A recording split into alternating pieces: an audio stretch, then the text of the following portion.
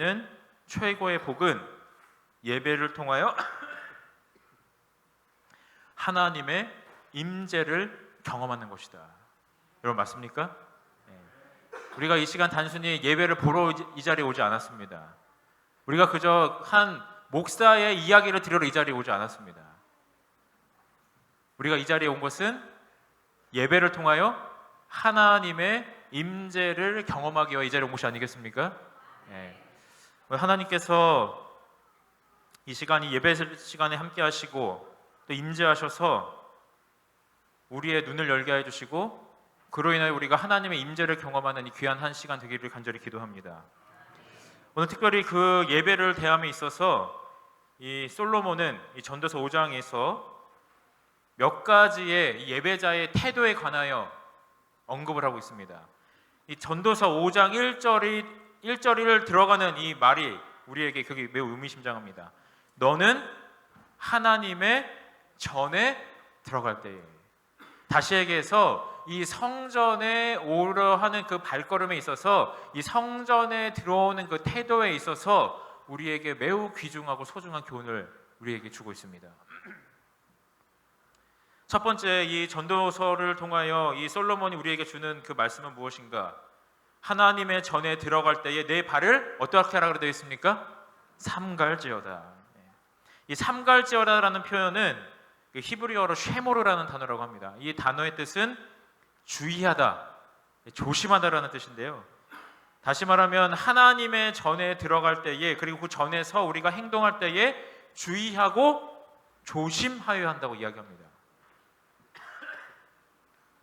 그래서 어렸을 때 기가 따갑게 들었던 이야기가 뭐였냐면, 교회 예배 시간에 다닐 때는 어디를 들어야 돼요? 뒤꿈치를 들어야 돼요. 여러분 앞꿈치 들면 안 되나요? 네. 뒤꿈치를 들어야 뭐가 안 나요? 움직일 때 소리가 안 나요. 네.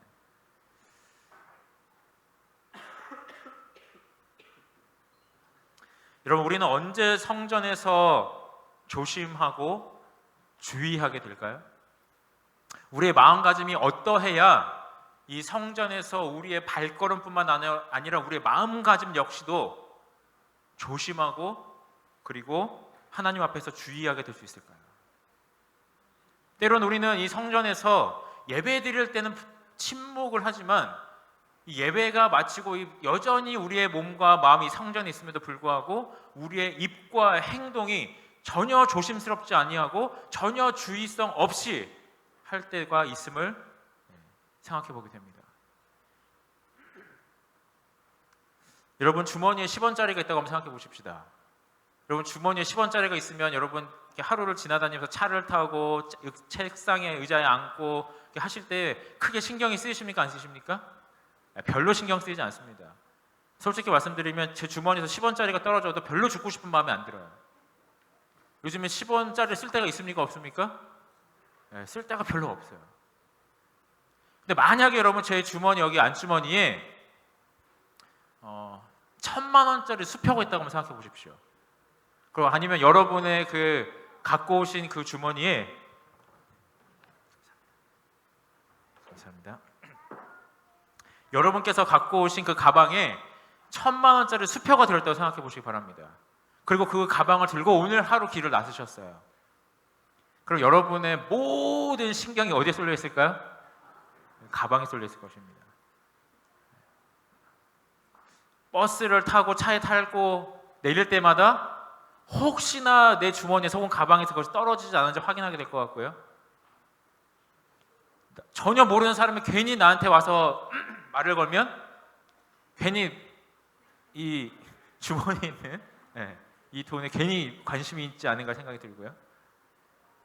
여러분 내 주머니에 어느 정도의 가치의 화폐가 들어있냐에 따라서 나의 생각과 주의와 조심성이 완전히 달라져요. 그렇습니까? 내게 있는 것이 보잘것없는 것이라면 크게 신경 안 쓰고 살아갈 수 있지만 정말 중요하고 소중한 것이라면 나도 모르는 사이에, 나도 의도하지 않는 사이에 그것에 나의 모든 신경과 나의 그 주의가 쏠리게 된다는 것이죠. 여러분 우리는 오늘 이 성전에 들어오면서 과연 이 성전에 임재하시는 그 하나님에 대하여 어떤 생각을 갖고 이 자리에 오셨습니까? 나도 모르게 평소에 하던 행동을 이 성전에서 하고 있다면, 나도 모르게 평소에 갖고 있던 별 대수롭지 않은 그런 어떤 언행과 나의 습관이 이 예배 속에서 일어나고 있다면, 지금 내가 예배 시간에 임재하셔서 내 앞에 계시는 하나님을 뭐 하고 있지 않은 거예요? 주의 깊이 인식하고 있지 않은 거예요.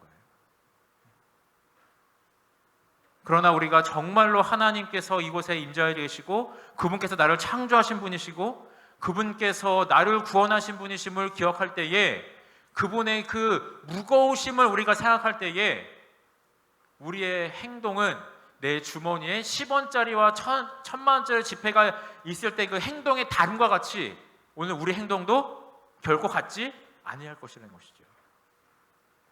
그래서 이 전도서에서 사무엘이 아니죠, 솔로몬은 하나님의 전에 들어갈 때 내 발을 어떻게 하라고요? 삼갈지어다.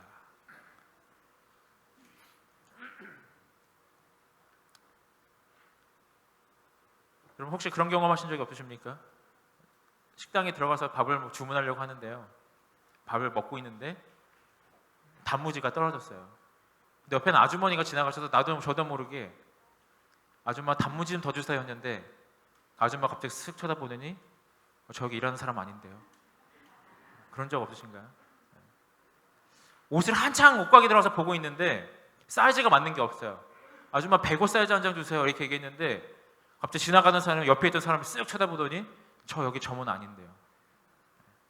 그런 적 있으시죠? 네. 여러분, 그럼 그 사람이 점원이 아니라는 걸 아는 순간 우리의 태도가 어떻게 됩니까? 180도 달라집니다. 그 사람이 점원이라고 생각할 때에는 당연하게, 자연스럽게, 당당하게 욕을 하지만, 그 사람이 점원이 아니라는 걸 아는 순간 우리 어때요? 감히 욕할 수 없어요. 태도가 바뀝니다. 그 사람에 대한 인식의 변화가 나의 태도의 변화로 이어지는 것입니다. 사랑하는 성도 여러분, 오늘 이 성전에 임재하신 그 하나님을 예배하는 우리의 태도, 그리고 그분을 향한 우리의 인식과 그분의 그 임재를 향한 우리의 그 마음의 무게는 우리가 그분을 어떻게 생각하고 있느냐에 따라 달라진다는 것입니다. 여러분, 홈리와 비나스 기억하시죠? 누구의 아들이었습니까? 엘리 대제사장의 아들이었습니다. 여러분, 그 사람들이 성전에서 무슨 짓을 했지요? 잠깐 좀 살펴볼까요? 사무엘상 2장에 있는 말씀 잠깐 보시겠습니다.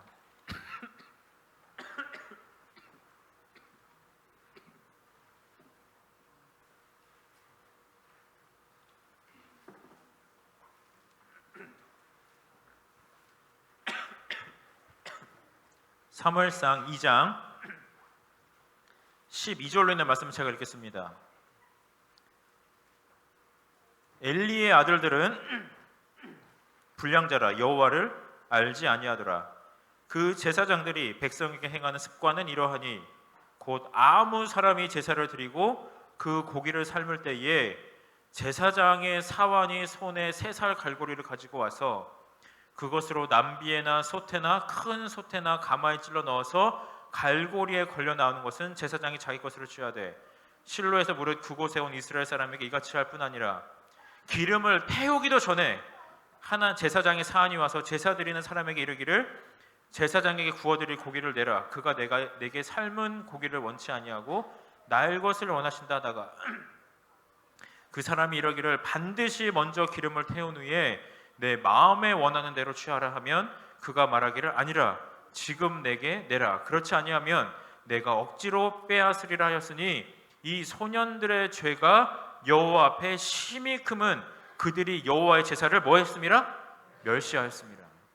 여러분, 엘리 대제사장의 아들도 뭐였습니까? 마찬가지로 제사장들이었습니다.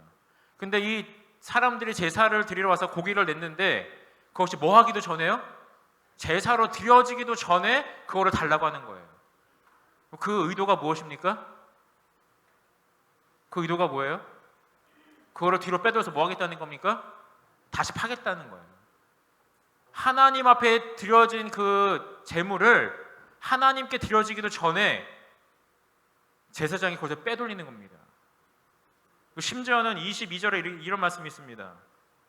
엘리가 매우 늙었더니 그 아들이 온 이스라엘에게 행한 모든 일과 회막문에서 수종드는 여인과 동침하였음을 듣고, 성전에서 사역하고 있는 제사장이 성전에서 또 다른 사역으로 부름을 받은 여자들과 뭐를 했어요? 동침을 했어요. 이건 오늘날로 얘기하면 목사가 교회 여전도사와 동침을 한 것과 다름이 없는 일이죠. 이렇게 할 수 있었던 이유가 무엇입니까?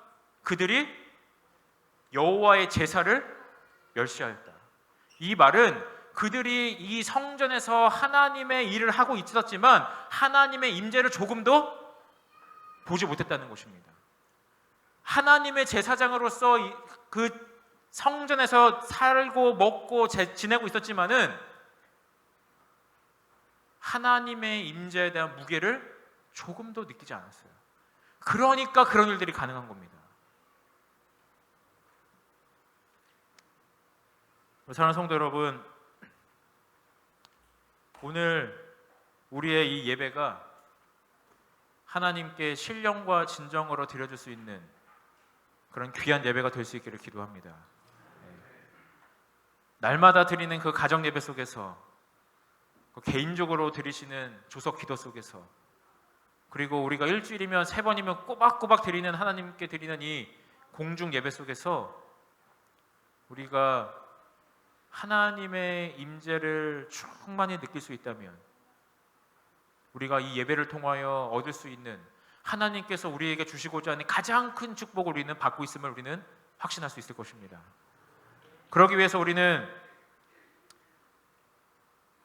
이 예배를 통하여 하나님께서 이 자리에 임재하셨음을 보실 수 있도록 준비가 필요합니다. 어떤 준비가 필요할까요?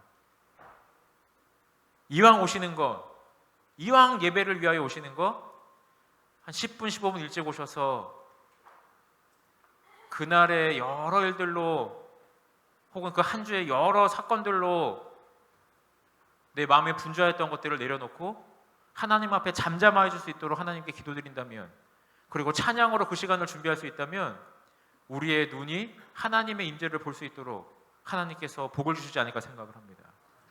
우리 사랑하는 성도 여러분, 우리의 모든 삶이 하나님 앞에서 살아가고 있을 뿐만 아니라 특별히 이 성전에서 이 예배 시간에 하나님의 임재를 우리가 바라보고 하나님의 임재를 경험할 수 있는 진정한 예배자들로 이 시간 하나님께 예배드릴 수 있는 우리 모두가 되기를 주의 이름으로 축복드립니다.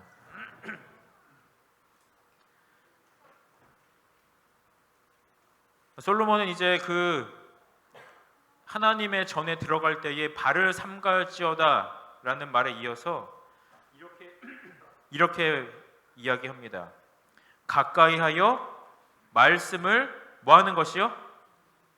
말씀을 듣는 것이 우매자의 제사 드리는 것보다 나으니 저희는 악을 행하면서도 깨닫지 못함이니라. 여러분, 여기서 솔로몬이 얘기하는 것은 말씀을 뭐 하라는 것입니까? 들으라는 것입니다. 그럼 이 듣다라는 이 히브리적 사고는 우리 한국적 사고와 매우 비슷합니다. 우리가 자녀들에게 제발 말 좀 들으라 할 때는 어떤 뜻이에요? 뭐 하라는 뜻입니까? 진짜로 귀가 없어서 못 듣는 뜻입니까? 아니죠. 제발 들은 대로 뭐 하라는 거예요? 순종하라는 뜻입니다. 이 히브리적 사고에서 이 듣는 것 또한 순종의 의미를 내포하고 있습니다. 하나님의 말씀을 들은 대로 뭐 하라는 겁니까? 순종하여 살라는 겁니다. 특별히 열왕기상 3장에서는 이 듣는 마음에 대하여 굉장히 우리에게 귀중한 통찰을 주고 있습니다. 우리 열왕기상 3장을 잠깐 보시겠습니다.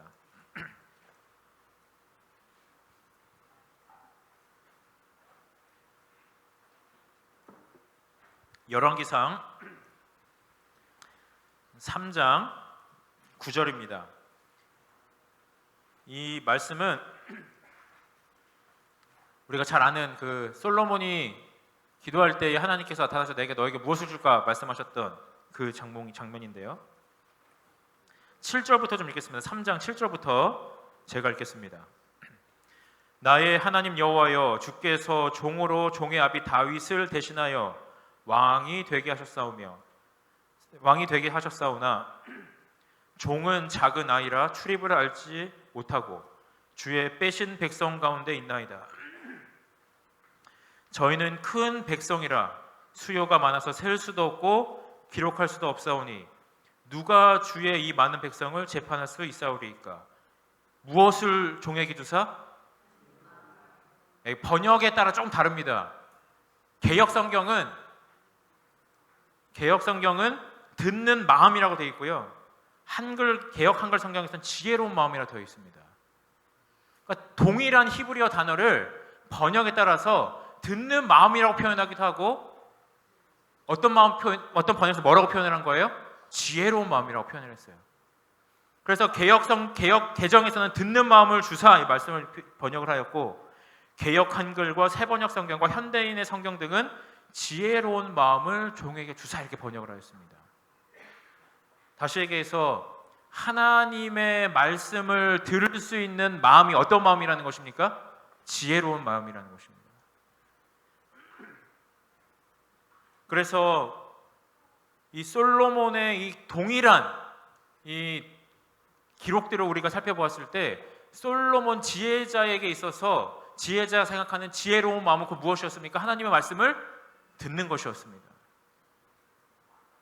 그러므로 듣는 자세에서, 듣는 마음에서 하나님의 참 지혜가 우리에게 이르러옴을 우리는 알 수 있게 되는 것입니다. 우리 사랑하는 성도 여러분, 이 시간 하나님의 말씀을 듣기 위하여 여러분의 눈과 여러분의 귀와 여러분의 마음이 열려 계십니까? 하나님의 말씀을 듣고 그 말씀대로 순종하여 살아가는 삶이 어떤 삶인 것입니까? 지혜로운 삶이라는 것입니다. 지혜로운 삶은 다른 것이 아니라 하나님께서 말씀하신 그것을 듣고 그 말씀대로 순종하여 살아가는 삶이 가장 지혜로운 삶임을 이 지혜자 중에 지혜자인 솔로몬이 이야기하고 있는 것입니다. 그러므로 들은 하나님의 말씀대로 순종하는 것이 지혜임을 우리는 알 수가 있게 됩니다. 여러분, 사무엘 선지자로 세움을 받을 수 있었던 가장 고귀한 능력이 무엇이었습니까? 사무엘 선지자가 될 수 있었던 그 첫 단추의 역할이 했던 그 사건이 무엇이었습니까? 하나님의 음성을 들은 것이었습니다. 하나님의 음성을 들은 그것이 사무엘 선지자가 갖고 있었던 가장 귀한 능력이었고 가장 하나님께서 보시기에 소중한 그의 품성이었습니다.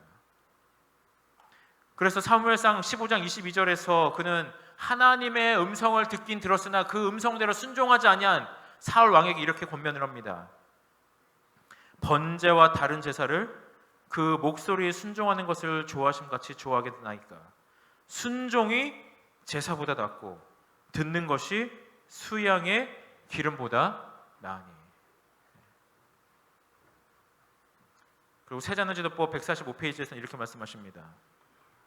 참된 미덕은 겸손과 순종, 곧 지도의 말씀을 듣는 경청하는 귀와 의무의 길에서 행하고 일하는 자원하는 발과 손에 있다.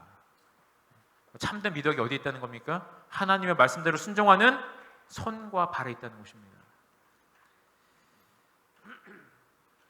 그래서 야고보서에서 그 사도께서는 우리에게 이렇게 말씀하십니다. 듣기는 속히하고 말하기는 더디하며. 오늘 이 하나님을 예배하기 위해 이 성전에 오신 모든 성도님들께서 이 시간 하나님의 그 말씀하심에 온전히 귀와 마음을 여셔서 그 말씀대로 순종하여 복받는 삶 사는 우리 모두가 되기를 간절히 기도합니다. 에인절이라는 한 사람이 미시간 대학의 총장을 무려 38년이나 지냈다고 합니다. 여러분, 총장을 38년이나 지낸 그 기록은 거의 전무후무한 기록이라 그래요. 여러분, 총장이라는 자리는 많은 교수들이 올라갈 수 있는 가장 높은 곳이잖아요, 그죠? 어떤 교수들도 원하고 탐내는 그런 자리가 아닐 수 없습니다.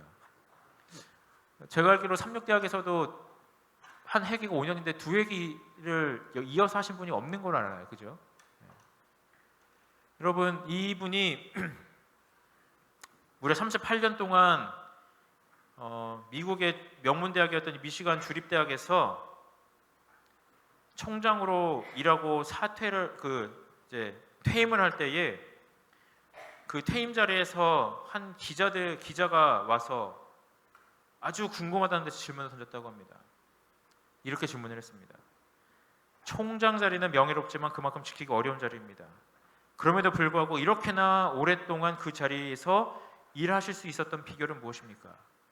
그러자 이 총장이 뭐라고 대답했냐면, 나팔보다 안테나를 더 높이 세우는 것이 그 비결입니다. 나팔보다 뭘 더 세우라고요? 안테나. 그 말은 무슨 뜻입니까? 나팔은 뭐 하는 거예요? 말하는 거고, 안테나를 세운다는 게 무슨 뜻입니까? 듣는다는 것이죠. 여러분, 그런데 생각보다 듣는다는 것이 어렵습니까? 쉽습니까? 굉장히 어려운 일입니다. 쉽지 않은 일이에요. 게다가 하고 싶지 않은 일을 하라고 말을 할 때 그 말을 듣는 것은 더더욱 어려운 일이죠. 그때 우리는 우리 마음속에서 그것을 좀 이렇게 거절하고 싶은, 혹은 그것을 반박하고 싶은 마음이 우리 속에서 올라올 수도 있습니다. 나는 그렇게 살고 싶지 않습니다. 나는 그것을 원치 않습니다. 그때 그런 마음이 들 때 전도서에서 솔로몬은 이렇게 얘기합니다. 전도서 5장 2절입니다. 너는 하나님 앞에서 함부로 입을 열지 말며 급한 마음으로 말을 내지 말라. 하나님은 하늘에 계시고 너는 땅에 있음이니라. 그런즉 마땅히 말을 적게 할 것이니라.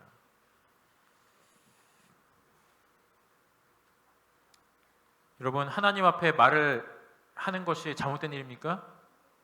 잘못된 일은 결코 아닙니다. 하나님께 기도하는 것, 우리의 마음에 있는 모든 것들을 하나님께 쏟아낼 수 있는 것은 그리스도인이 갖고 있는 굉장히 중요하고 굉장히 특권이 아닐 수가 없는 일입니다. 그러나 하나님께서 여기에게 때로 우리에게 무엇을 요구하십니까? 침묵을 요구하십니다. 우리에게 하나님께 반박할 수 있는 것이 있고, 하나님의 인도하심에 싫다고 거절할 수 있는 자유의지가 우리에게 있는 것이 사실이지만, 때로는 우리에게 침묵을 요구하시는 것이 하나님의 지도하심일 때가 있습니다. 그리고 그 하나님의 지도하심 우리가 순종하여 때로는 침묵할 때에 그 침묵 속에서 임재하시는 하나님을 우리가 바라보게 됩니다. 그래서 우리는 하나님의 인도하심 속에서 침묵의 시간을 잠시 지나고 났을 때에 그 하나님께서 왜 우리에게 잠시 침묵하고 하나님의 인도하심에 순종하여 따라오라고 하셨는지를 조금의 시간이 지난 후에 우리는 알게 될 때가 많이 있는 것이죠. 그래서 믿음의 도덕들은 그의 삶에 많은 시간이 지난 이후에 하나님의 인도하심이 결코 흔들림이 없었고, 하나님의 인도하심이 언제나 항상 옳았음을 우리에게 그들의 삶을 통하여 보여주고 있습니다.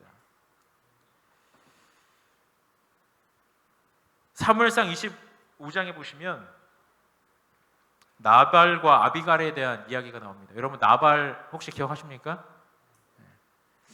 사무엘상 25장의 첫 사건은 사무엘의 죽음을 기록하고 있습니다. 여러분, 사무엘이 죽었을 때 다윗은 왕이 된 후였을까요? 왕이 되기 한참 전이었을까요? 사무엘이 죽었을 때, 여러분, 사무엘이 다윗에게 기름 부어 그가 왕이 될 거라고 얘기했잖아요. 다윗에게 왕의 기름을 부은 자가 사무엘이었습니다. 그러나 사무엘이 죽었을 때 다윗은 여전히 왕이 아니었어요. 사울 왕은 여전히 기세등등하였고, 그의 군대로 이 다윗을 찾아 죽이려고 혈안이 되어 있었습니다.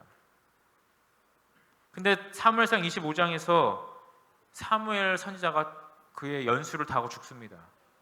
그리고 이 다윗이 그에게 속한 자들을 데리고 이제 바람 광야로 이제 도망을 가는데요. 그때 이 다윗에게 먹을 것이 없었습니다. 그래서 그때 그쪽 광야 지역에서 상당히 갑부였던 나발에게 사람을 보내서 자신들에게 좀 선대해 줄 것을 요청을 합니다. 그러자 이 나발이 어떻게 했습니까?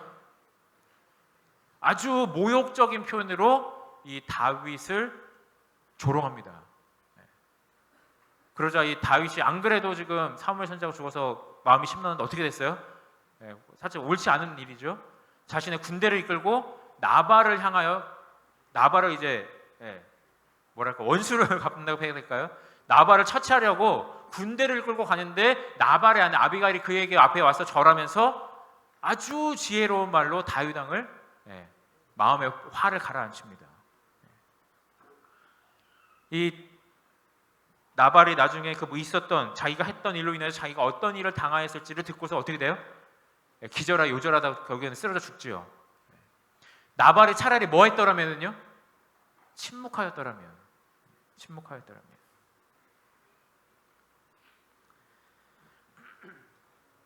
그러나 우리의 삶은 너무나도 많은 경우에 누가 같을 때가 있어요?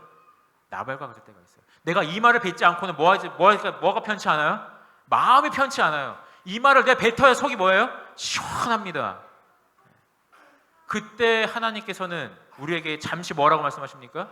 침묵하라고 말씀하십니다. 특별히 하나님의 성전에서 우리가 함께 예배드리고 함께 살아가다 보면 내 눈에 맞지 않는 사람이 있고 나와 뒤틀리는 사람이 있고 그래서 내 마음이 상하고 이 상한 마음을 쏟아내고 싶은 마음이 들 때가 있어요. 그렇지 않습니까, 여러분?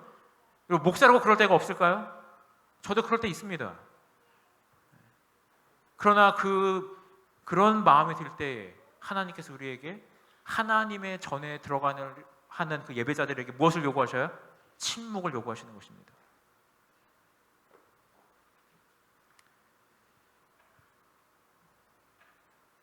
예전 아주 오랜 그 카톨릭 수도원에 빈센시오라는 아주 영성 깊은 수도사가 살고 있었다고 합니다. 근데 하루는 그 수도사가 기도를 하고 있는데 밤낮 없이 남편과 싸우는 부인 한 명이 와서 그때 이제 고해성사 같은 걸 하잖아요. 한참을 얘기하더래요. 그러자 이 빈센시오 이 수도사가 그 수도원 옆에 있었던 우물에서 물을 한 바가지 퍼서 그에게 주었다고 합니다. 그러면서 이렇게 얘기했어요. 남편과 싸우려고 할 때 그리고 그 남편에게 막 말을 쏟아내고 싶은 마음이 들 때 그 성수를 마시라 이렇게 얘기를 했어요. 근데 삼키면 안 돼요. 뭐 해야 돼요? 입에 머금고 있어야 된다. 언제까지요? 남편의 말이 끝날 때까지. 그리고 남편의 말이 다 끝나고 시간이 좀 지나면 그때 그 물을 꼴깍 삼켜라라고 얘기를 했대요. 그러면 한 달 안에 가정이 평안해지고 화목해질 것입니다. 이렇게 얘기를 했어요. 그래서 이제 이 사람이 들은 대로 뭐 했을까요? 남편하고 한바탕 할 때마다 속에서 부글부글 끓어서 막 말이 뱉어질 때마다 뭐 한 거예요? 옆에 있던 바가지를 물을 마시고 머금고 있었어요. 그러니까 입을 닫고 있었던 것이죠.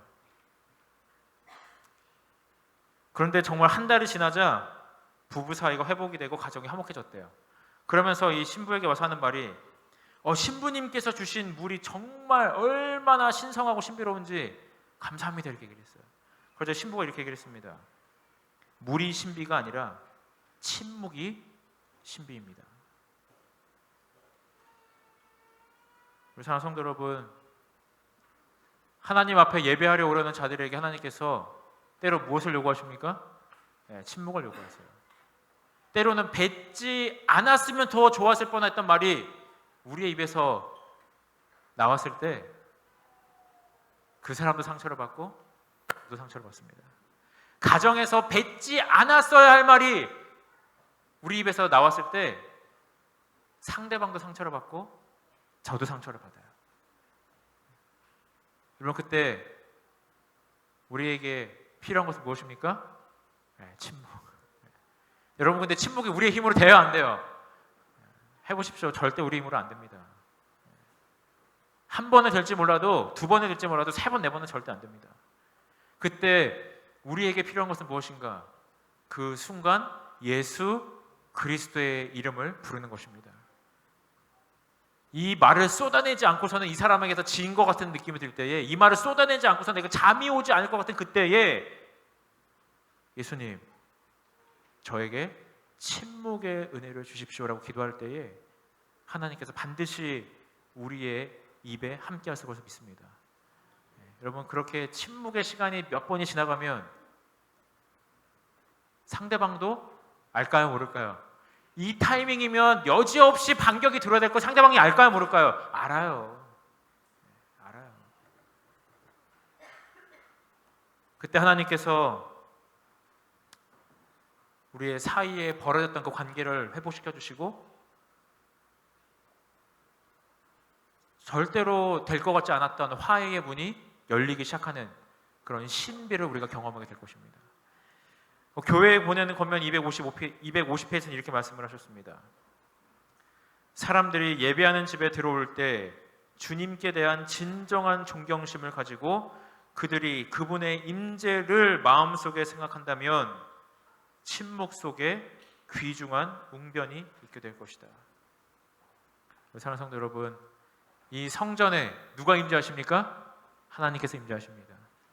하나님께서 우리와 함께 내 옆에 계시다면 내가 혼자 그 사람과 있을 때 하지 못할 말을, 할 수 있을 말을 하나님께서 내 옆에 계시다는 임재 의식이 있을 때 하지 못할 것입니다. 그죠? 우리의 마음 가운데 이 성전에 하나님께서 임재하실 뿐만 아니라 우리가 머무는 그 가정과 학교와 일터에도 하나님께서 임재하시는 성전이 되게 하셔서 우리가 언제나 코람데오, 하나님 앞에서 살아가는 그리스도인이 될 뿐 아니라 하나님 앞에서 예배하고 하나님 앞에서 기도하며 하나님 앞에서 가족들과 지내는 그런 진정한 재림 성도들과 그리스도인들 되기를 간절히 바라면서 오늘 말씀을 줄이겠습니다.